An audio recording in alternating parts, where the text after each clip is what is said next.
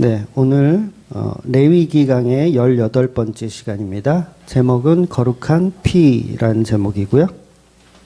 레위기 6장 24절에서 30절 말씀까지 보도록 하겠습니다.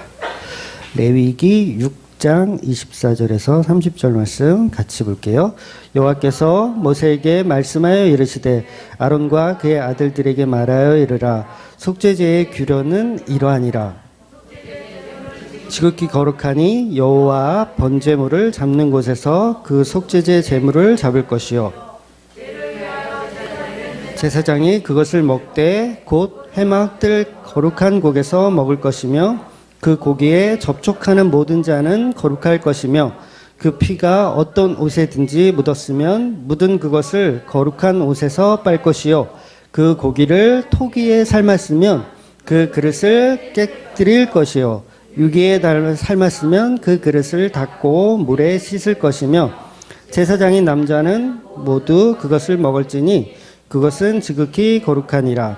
그러나 피를 가지고 회막에 들어가 성소에서 속죄하게 한 속죄제 제물 고기는 먹지 못할지니 불사를 지니라. 아멘. 네, 오늘은 이제 속죄제에 관한 제사장의 규례를 말씀하고 있습니다. 그래서 4장하고 5장에서 우리 속죄제를 이미 충분히 봤어요.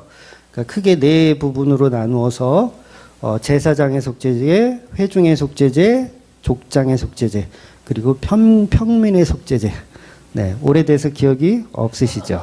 네. 오늘은 그 제사장이 해야 할 일에 관한 기록을 하고 있다고 보시면 돼요. 그러니까 속죄제, 같은 속죄제지만 제사장이 해야 할 일.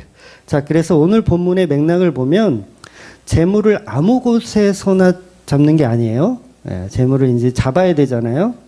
잡는다는 건 이제 죽인다는 얘기예요. 죽여야 되는데 아무 데서나 잡는 게 아니라 25절에 보면 속죄제 재물이 번제물 잡는 곳에서 잡으라는 거예요. 그러니까 잡는 장소가 이제 일정하다는 거죠. 그래서 그 이유는 재물이 어떠하기 때문이냐면 거룩하기 때문이에요. 그러니까 재물이 거룩하기 때문에 지정한 장소에서 잡는 거죠. 그래서 번제 희생 제물을 잡을 때 그 번제단 북쪽에서 이제 제물을 잡았거든요. 그게 이제 이미 이제 1장 11절인가 그 내용이 나와요. 그러니까 아무 데서나 잡는 게 아니라 성막에서도 이제 북쪽에 위치한 쪽에서 잡는 거예요. 그래서 예수님은 아무 데서나 죽으시면 안 되죠. 아무 데서나 죽으면 안 돼요. 그러니까 언약을 따라서 그 약속의 장소에서 죽으셔야 되는 거예요. 그러니까 시간도 마찬가지죠. 아무 때나 죽으시면 안 돼요. 정해진 그 시간에 그 장소에서 죽으셔야 되는 거예요. 그러니까 예수님은 아무도 없는 무인도에 혼자 가서 이렇게 죽으시면 안 돼요. 꼭 정해진 언약을 따라서 죽으셔야 돼요. 그래서 예수님은 메시아이기 때문에 지정된 장소에서 죽으시는 거예요. 그래서 우리들의 손에 의하여, 인간의 손에 의하여, 그러니까 무인도에서 혼자 죽으시면 안 되고 우리 인간의 손에 의하여 죽으시는 거예요. 그래야 예수님이 거룩한 제물임이 드러나게 되는 거예요. 그래서 예수님은 사역을 하실 때도 죽을 뻔하신 적이 있거든요.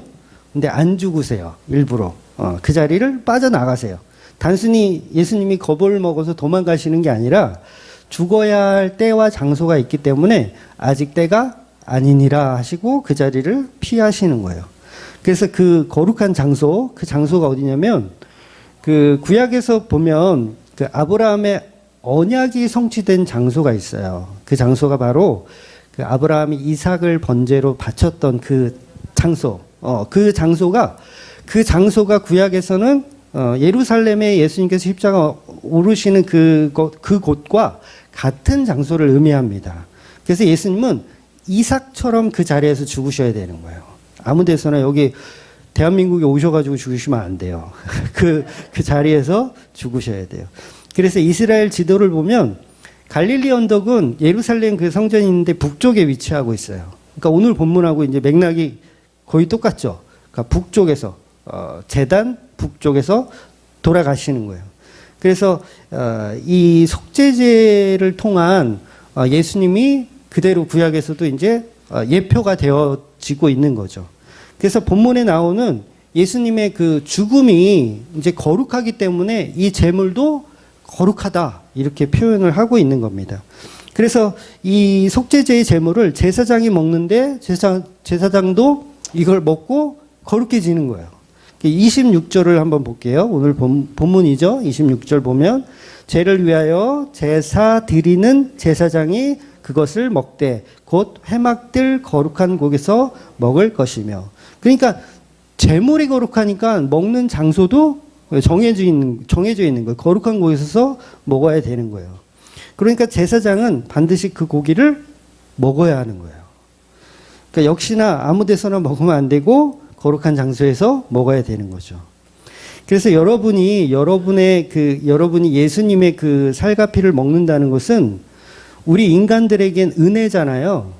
예수님의 살과 피를 먹는 건 우리에게는 구원이고 은혜인데 여기서만 끝나는 게 아니에요. 우리가 구원받았어. 예수님 먹었어. 우리 구원받았어. 은혜야. 여기서 끝나는 게 아니라 사실 그 과정 속에 하나님의 영광이 들어있는 거예요. 예수님의 영광과 하나님의 영광이 들어있는 거예요. 그러니까 우리가 예수님의 살과 피를 먹음으로 인해서 우리의 유익도 있지만 사실은 하나님께 영광이 되는 거라고요. 그 자체가. 그래서 우리의 유익은 과정일 뿐이에요. 우리가 구원받는 거는 예수 그리스도의 영광을 위해서 하나님의 영광을 위한 과정일 뿐이지 이게 본질이 아니라고요. 우리가 구원받는 게 본질이 아니에요. 그래서 우리는 예수를 믿을 때 하나님께 영광이 되는 거예요. 이 개념을 이해하셔야 돼요. 예수를 믿을 때 하나님께 영광이 되는 거예요. 그러니까 우리가 하나님을 위해 영광의 박수 합시다 뭐 이런 거 흔히 하잖아요. 그게 영광이 되는 게 아니라 예수를 믿을 때가 영광이 되는 거죠. 그래서 빌립보서 2장 11절을 한번 보겠습니다. 빌립보서 2장 11절. 모든 입으로 예수 그리스도를 주라 시인하여 하나님 아버지께 영광을 돌리게 하셨느니라. 그렇죠? 우리가 예수를 믿을 때 하나님께 영광이 되는 거예요. 그래서 여러분이 예배하러 와서 말씀을 듣고 예수님에 관해서 이렇게 듣고 돌아가잖아요. 예배 드리고 예수님의 살과 피를 먹고 돌아가잖아요. 그러면 이 자체가 뭐라고요? 하나님께 영광이 되는 거예요. 이게 굉장히 중요해요. 우리에게도 당연히 유익이지만 우리 구원받고 말씀 알아서 성령 충만해서 살아가는데 오전에 그랬죠? 풍랑이 있어도 그러려니 말거니 잘 살 수 있는 것처럼 우리에게도 유익이지만 이 말씀을 먹는 그 자체가 하나님께 영광이 되는 거예요. 그래서 기독교에서 가장 중요한 행위를 뭐라고 표현해요? 예배라고 표현하는 거예요. 예배. 여러분 예배를 개무시하시면 안 돼요. 약간 우리 그런 뉘앙스가 있어. 복음주의 안에서 예배를 우습게 생각하는 경향이 있어요. 예수님의 살과 피를 먹고 마시고 나누는 게 예배잖아요. 그 나눔이 하나님께 영광이 된다고요. 너희가 막 모여, 교회들이 모여서 예수님의 살과 피를 나누고 그분의 십자가를 막 자랑해. 영광이 돼. 막 그러면 그 자체가 하나님께 영광이 되는 거예요. 물론 삶의 예배도 중요하죠. 근데 삶의 예배라는 이름으로 자기 합리화를 시켜요. 내 삶의 예배. 그래놓고. 그러니까 삶의 예배가 뭐예요 도대체? 여러분의 삶의 예배가? 시집가고 장가가는 게 여러분의 삶의 예배입니까? 우리 삶 속에서 예수님의 십자가를 묵상하고 예수님의 은혜를 경험하고 체험하며 그것을 나눌 때가 예배인 거예요. 나누지 않으면 예배가 아닙니다. 집에서 내가 혼자 믿어. 아무도 나눌 상대가 없어. 혼자 믿어. 그 예배가 아니라고 제가 말씀드렸잖아요. 그건 그냥 성경 공부하는 거라고. 예배는 나눔이에요. 서로에게 복음을 증거하고 나누는 거예요. 그러니까 여러분 자체도 진리를 알고 복음의 예배를 참여하는 것도 유익이지만 그 나눔 자체가 하나님께 큰 영광이 되더라는 거죠. 그러니까 여러분이 복음을 듣는 것 자체가 하나님께 영광인 거예요. 그래서 진짜 성도들은 말씀이 있는 곳이면 어디든지 기쁘게 찾아가는 거예요. 왜? 그 자리에 예수님의 영광이 있고 하나님께 영광이 있기 때문에 찾아가는 거예요. 그런데 우리가 가만 보면 삶의 예배라는 핑계로 예배를 등한시할 때가 너무 많이 있어요. 예수님의 영광을 위해서 사용하는 것이 아니라 자기 합리화를 위해서 사용하는 경우가 너무 많죠. 물론 억지로 그냥 몸만 나와가지고 그냥 예배 드리는 척 하는 사람도 있겠지만 삶의 예배라는 이유로 그냥 성경도 한 구절도 안 보고 평소에 한 구절도 안 보고 말씀도 안 듣고 그냥 관심이 없으면서 늘 항상 삶의 예배래. 그러면서 어떤 삶의 예배를 추구하냐면 윤리 도덕적으로 잘 사는 거. 그걸 삶의 예배라고 착각하더라는 거예요. 그래서 몸만 나와 있는 것도 성도가 아니지만 내가 내 집에서 삶의 예배 드린다고 하면서 말씀을 전혀 나누지 않는 것도 그것도 엉터리라는 거예요. 물론 우리 교회는 이제 우리 교회에 출석하신 분들 중에는 그런 분들이 없어요. 그래서 믿음이 있는 사람만 하나님께 영광을 돌릴 수가 있는 거예요. 그래서 이런 믿음이 없는 사람은 사실은 교회 나와도 그만, 안 나와도 그만이에요. 그런데 생각해 보세요. 세상에는 오히려 내게 유익이 없어도 그냥 상대의 말 잘 들어주고 그러면 좋은 친구잖아요. 유익이 없어도 말 잘 들어주고. 그러니까 어차피 목사가 오늘도 2시 예배니까 나와가지고 예배 중에 설교를 할 거고 잘 들어주면 좋은 게 좋은 거야. 아니야? 그건 예배가 아니라는 거죠. 진짜 예수님을 사모하고 그 말씀을 사랑해서 오셔서 나누어야 된다는 거예요. 그래서 우리 교회 그 특징이 그거잖아요. 3년이 넘으면 떠나는 게 우리 교회 특징이잖아요.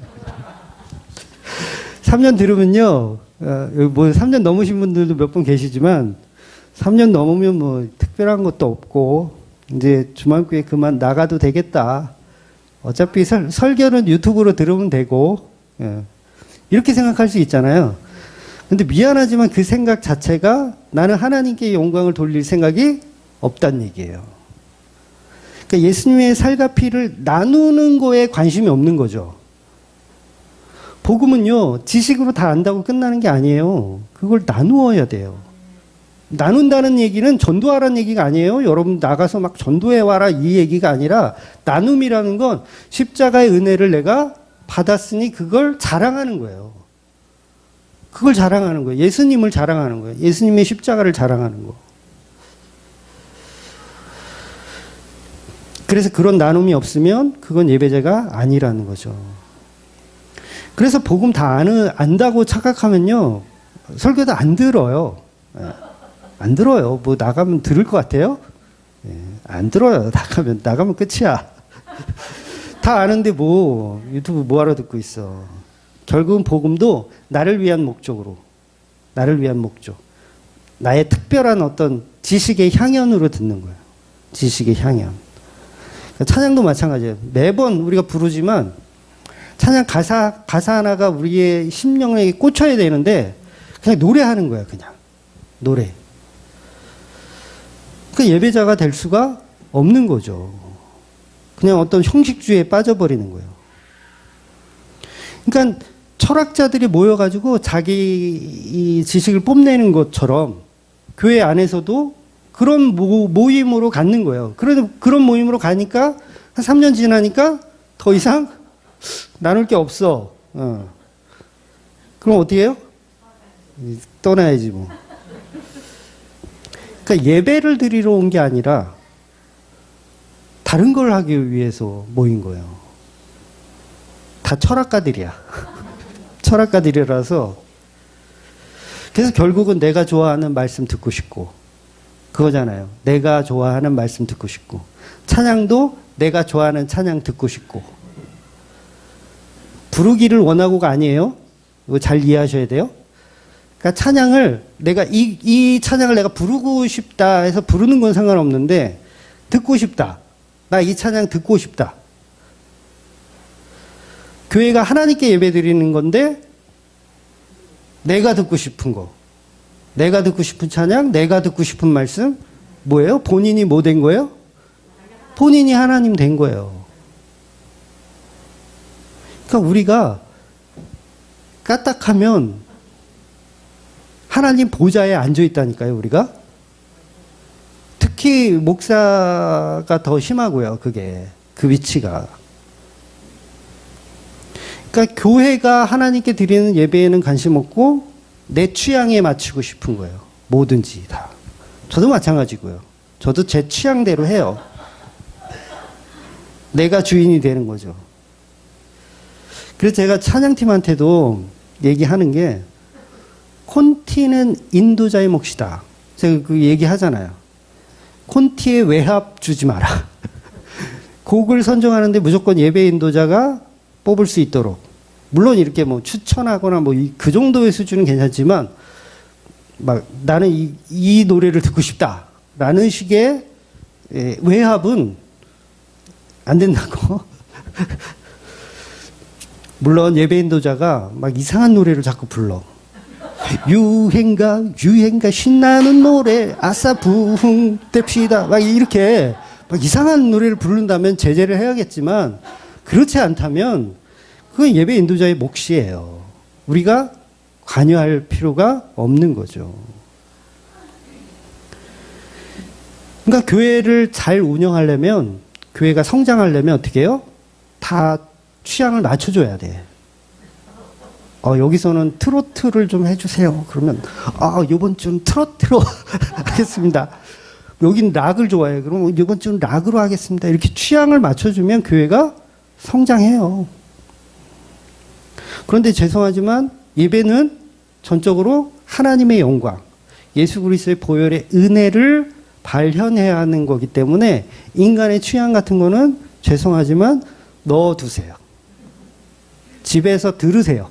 듣고 싶은 찬양이 있으면 노래 잘하는 가수들의 노래를 들으세요.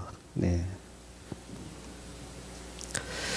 그래서 교회가 원하는 방향성으로 제가 했었잖아요. 그 시즌 1때. 안 했구나. 안 했잖아요. 그랬더니 어떻게 돼요? 다 떠나더라고. 난 너네 같은 이 취향을, 내 취향을 안 맞춰주는 데는 있고 싶지 않다. 그래서 곡 선정에 마음에 안 드시면 본인이 예배 인도자를 하세요. 이해가 되세요? 본인이 하세요. 그럼 예를 들면 뭐 연주자가 마음에 안 든다. 그 본인이 연주를 하세요. 네. 쉽죠? 설교가 마음에 안 든다. 그럼 본인이 설교를 하세요.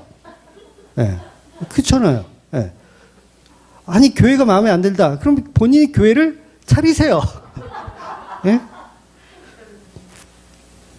그래서 예배는 자기 입맛에 맞추는 게 아니에요.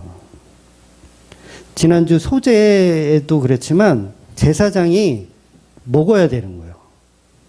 거룩한 떡을 먹어야 되고 거룩한 속죄 제물을 먹어야 되는 거예요. 예배가 맛이 없어도 먹어야 돼요.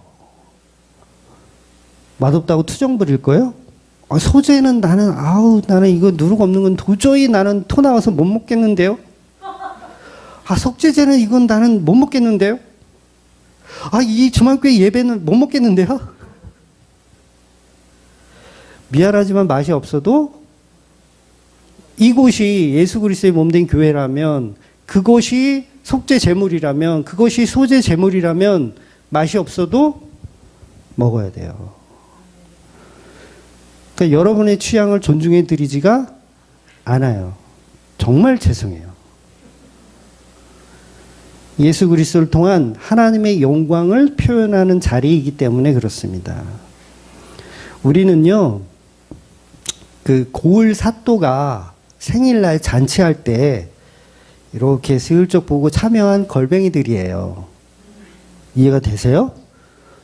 고을 사또가 생일날 잔치하는데 우리 걸뱅인데 이렇게 있다가 오늘 뭐 잔치하나 봐. 그 슬쩍 들어가서 이 떡고물이라도 이렇게 대접받는 거예요. 그날은 생일날이니까 막 사또가 다 와서 먹으라고 하니까 먹는 거예요. 그런데 그런 걸뱅이들이 여기 음식 맛이 이런 개쓰레기 맛이 어딨냐? 풍악이 그게 뭐냐? 아니 무슨 가야금 연주를 그따위로 하냐? 그렇게 막 이 손가락질 할 수 있나요? 그러니까 우리가 거룩함의 개념이 없는 거예요. 거룩함의 개념. 거룩함이 뭔지 모르는 거예요. 도대체 거룩함이란 뭘까?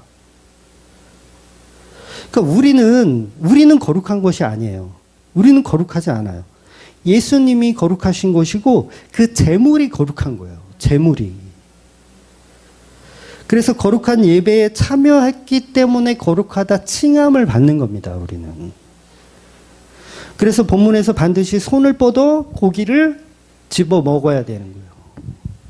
그래야 거룩해지는 거예요. 그 고기와 접촉하는 순간 거룩해지는 거예요. 그 잔치에 참여하는 순간 거룩해지는 거예요.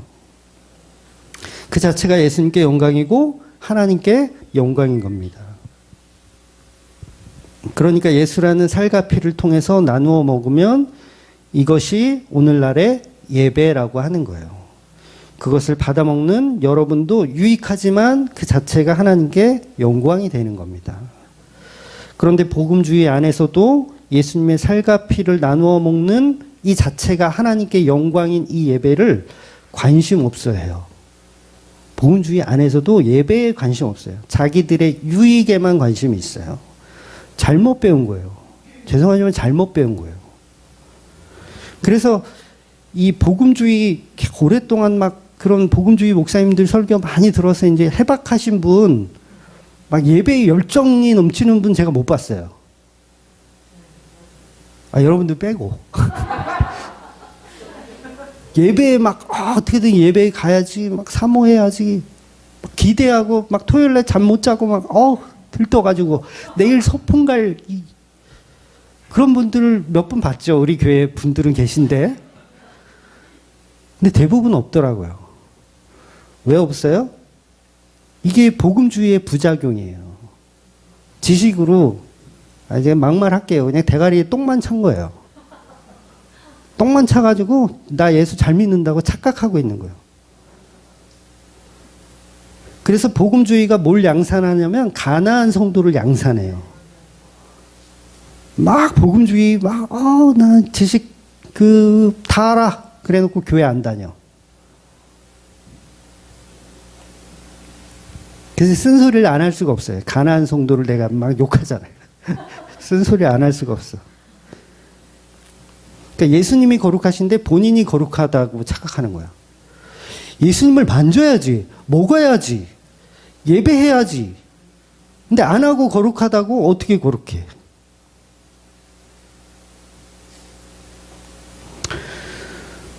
그래서 예수님이 거룩하시니까 그 거룩한 살과 피를 우리는 먹어야 하고 그 먹는 행위가 바로 예배라는 거예요. 그래서 때와 장소를 가리지 않고 그것을 사모하고 있어야 된다는 거죠. 그래서 27절에 보면 피가 옷에 묻으면 깨끗이 빨라고 이야기하고 있어요. 여러분 이게 왜 빨라고 할까요? 왜 닦아내라고 할까요? 네, 이것도 질문을 받을 수가 없지. 자칫하면 피가 더러워서라고 해석할 수 있어요. 그렇게 해석하면 큰일 나요. 피가 더러워서가 아닙니다. 그런데 왜 빨라고 할까? 그러니까 어떤 분들은 제사장이 이렇게 막 작업을 하다가 피가 이렇게 묻었어, 옷에. 그러면 이걸 지금 닦으라고 하는 이유가 거룩성이 훼손될까봐 닦으라는 개념으로 이해를 해요. 그런데 예수님의 피는요, 절대로 어디를 튀든지 그 장소가 거룩해지지 예수님 피 자체가 거룩성이 훼손되지 않아요. 그러니까 이 피가 바닥에 떨어졌다. 그러면 그 바닥이 거룩한 곳이 되는 거고, 이 피가 예를 들어 이방인한테 떨어졌다. 그럼 그 이방인이 거룩한 자가 되는 거예요. 그래서 이 닦으라는 이 의미의 이유는 뭐냐면, 이 피가 옷에 묻잖아요. 그러면 이 제사장이 이 옷을 입고 밖을 싸돌아다니면 안 된다는 얘기를 하는 거예요. 왜냐하면 진주를 대제에게 줄 수 없다. 그런 개념인 거예요. 그러니까 예수님의 피가 더럽다는 게 아니라, 제물의 피가 더럽다는 게 아니라. 그래서 제사장의 옷이 거룩한 옷입니까? 아니면 더러운 옷입니까? 거룩한 옷이에요. 이거 앞에 다 배운 거예요. 제사장의 옷은 거룩한 옷이에요. 거룩한 옷에 거룩한 피가 떨어졌어요. 그러면 그냥 거룩한 거예요. 안 닦아도 사실 상관이 없어요. 그런데 이걸 가지고 밖으로 나가면 안 되기 때문에 이걸 빨라고 얘기를 하는 겁니다. 그래서 제물의 피는 거룩하다는 거예요.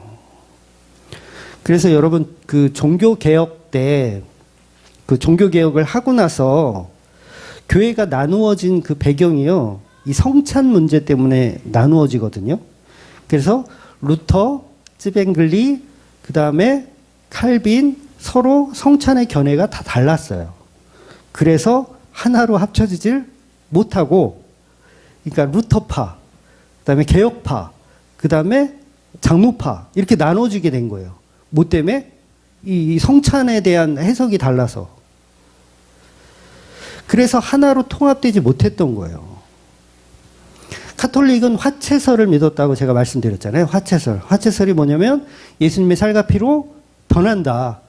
그러니까 성찬할 때 그 빵과 포도주가 예수님의 살과 피로 변한다라고 보는 게 화채설이에요. 그래서 이 카톨릭에서는 이게 진짜 예수님 피니까 변했으니까 이거 흘리면 어떻게 해요? 이거 낭패죠. 흘리면 끝난 거야. 이거 마포걸레로 닦을 거야. 이걸 어떻게 할 거야? 그래서 분잔 자체를 안 해요. 들고 다니다 흘릴까 봐 분잔 자체를 안 해. 그러니까 이 해석 자체가 어리석은 해석이거든요. 화채설 자체가. 그러니까 쯔뱅글리처럼 그냥 상징설로 봐야 돼요. 그건 그냥 상징이다. 그냥 그건 포도주고 빵이야. 상징이야. 거기에 예수님이 이게 상징적으로 말씀하신 거야. 그래서 종교개혁가들이 일반 성도들, 종교개혁가들이 카톨릭을 향해서 일반 성도들에게도 분잔을 해라. 그거 막 따진 거예요. 따지다가 막 화형도 당하고 막 그래요. 그래서 예수님 피가 제사장의 옷에 묻었다고 해서 그 거룩성이 떨어지는 것은 아니라는 거예요. 오히려 그 반대죠. 그 피는 너무도 거룩하기 때문에 그 피가 묻은 곳은 거룩해지는 거예요. 그래서 여러분이 믿음이 없다가도요, 예수님의 보혈의 은혜가 어떤 건지 그 개념이 우리 안에 들어오면 그때부터 거룩해지면서 뭐예요? 믿음이 생기는 거예요. 거룩하다는 얘기는 성도가 되는 거거든요. 성도.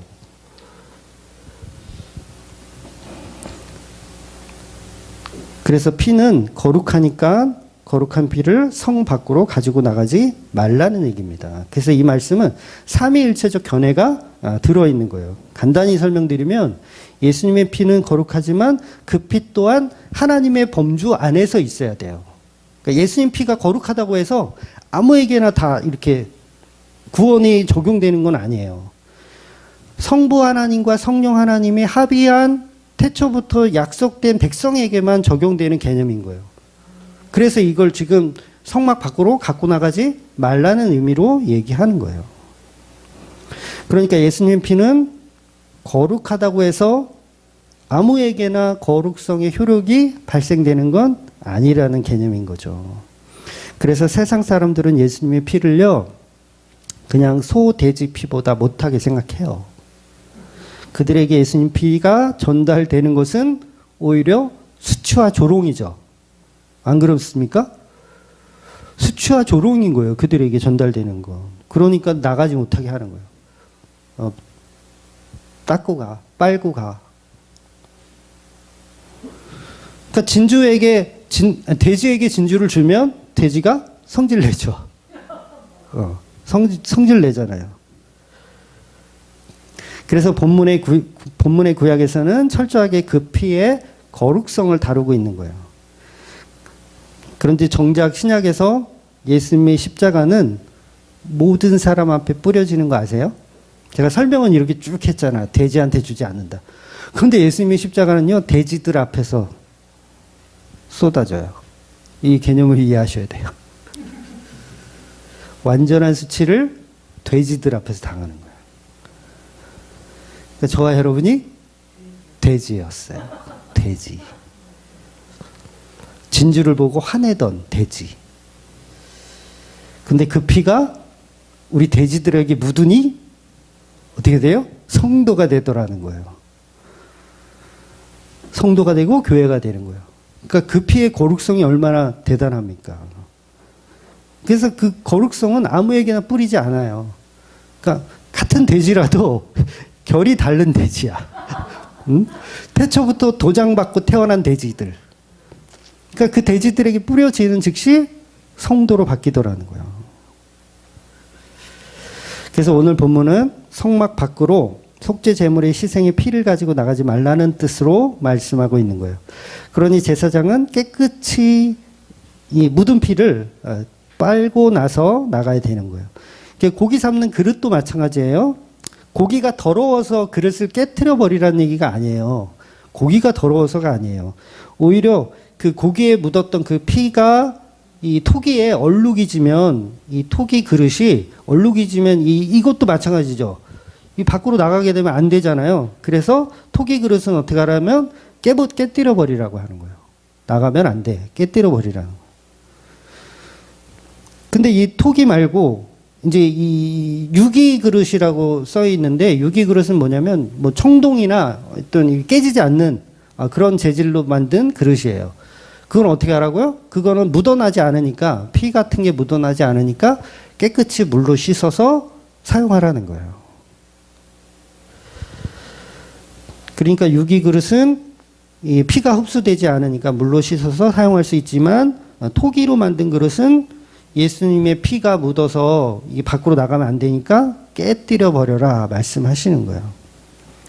그래서 예수님의 피라는 거룩성이 성막을 벗어나지 못하도록 상징적으로 말씀하고 있는 내용입니다. 그리고 지난주의 소재의 경우처럼 제사장인 남자는 모두 이 속죄제 제물을 먹어야 돼요.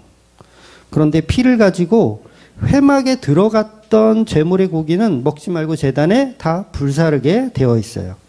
어찌 보면 이 속죄제도 화목제도 방식은 비슷해요.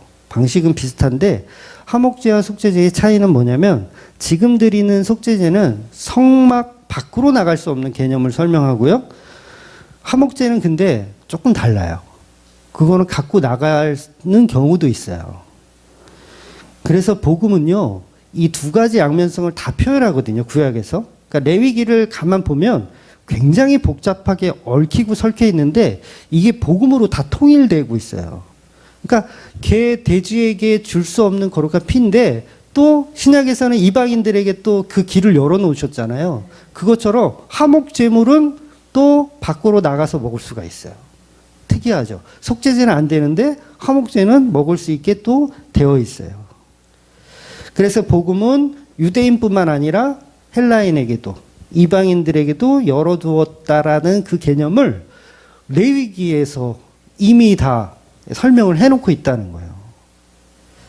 그래서 복음은 유대인에부터 시작해서 사마리아와 땅끝까지 이르러 다 증인이 되는 거예요.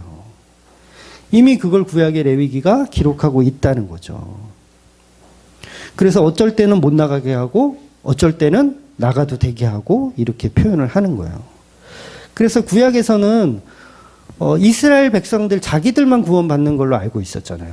자기들만 구원받는다. 우리는 선민이다. 이렇게 생각했는데 예수님 딱 오셔서 화목제가 완성이 또 되신 거죠. 아니야. 너희들만 하는 게 아니라 밖으로 나가서 이 살과 피가 이방인들에게도 적용될 거야. 그들도 먹고 마시며 예배할 수 있어. 이렇게 바뀌더라는 거죠.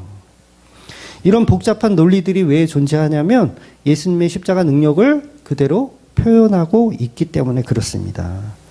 그래서 신약에서도 예수님을 만지는 어떤 혈루병 앓고 있는 여자, 예수님의 옷자락을 만지니 거룩해지죠. 본인이 거룩해지는 거예요. 그러니까 본문처럼 제사장이 거룩하니까 제사장이 먹는 음식이 거룩한 게 아니라 제물이 거룩하니까 제사장이 거룩해지는 거예요. 그러니까 저와 여러분도 거룩하지 않는데 예수님의 살과 피가 우리 안에 들어오니 거룩하다 칭함을 받게 되는 거죠. 그러니까 본질은 제물이에요. 다 이게 제물입니다. 제물을 드리는 자 아니고 제사장 아니고 본질은 다 제물이라는 거예요. 그러니까 이 레위기서가 사람이 쓴 어떤 종교 책이라면 당연히 사람이 거룩하다라고 써야 돼요. 이 개념이 참 놀라운 건데 사람이 쓴 책이면 사람이 거룩하다. 그래서 그걸 먹으면 내가 거룩하기 때문에 그 음식이 거룩해진다라고 써야 이게 앞뒤가 맞는데 음식 자체가 거룩하다라고 표현하는 거예요. 이건 인간이 쓴 책이 아니라는 반증이기도 해요. 왜냐하면 그런 상상을 할 수가 없거든요. 우리 인간은. 예수님을 상징하는 거예요. 예수님만 거룩한 거예요. 근데 인간의 수준은요, 인간이 거룩하다라고 보거든요. 뭘 하더라도 다. 여러분, 천주교에서 교황의 말이 성경보다 위에 있는 거 아시죠?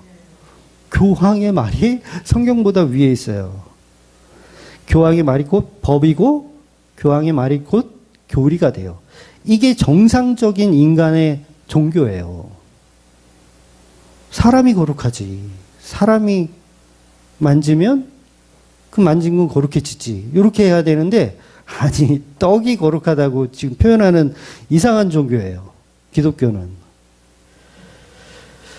그러니 이게 어떻게 복음이 아닐 수가 있겠습니까? 결국 예수라는 희생제물이 거룩하고 그 희생제물에 손을 뻗어 먹는 그 사람들이 거룩해지더라는 거죠. 그래서 예수님 피로 인해서 거룩해지는 예표를 설명하고 있는 본문이에요. 그러니 속죄제의 본질이 무엇입니까? 우리는 거룩하지 못했는데 우리는 돼지인데 예수님 피가 우리를 위해 희생하여서 돼지가 성도가 되더라는 거예요.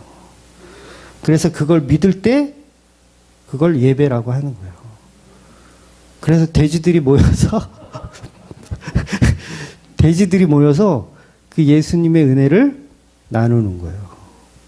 뭐 했다? 이거 참 맛있더라. 나는 삼겹살로 먹었는데 맛있더라. 나는 목살을 먹었는데 맛있더라 하면서 예수님의 살과 피 먹은 그 내용을 서로 주거니 받거니 나누는 거예요. 그게 거룩한 성도들이 해야 할 일입니다. 그래서 예수님이 십자가를 날마다 그 희생을 자랑하며 그 은혜로 살아가는 저와 여러분이 되시기를 주의 이름으로 축원드리겠습니다. 아멘. 기도하겠습니다.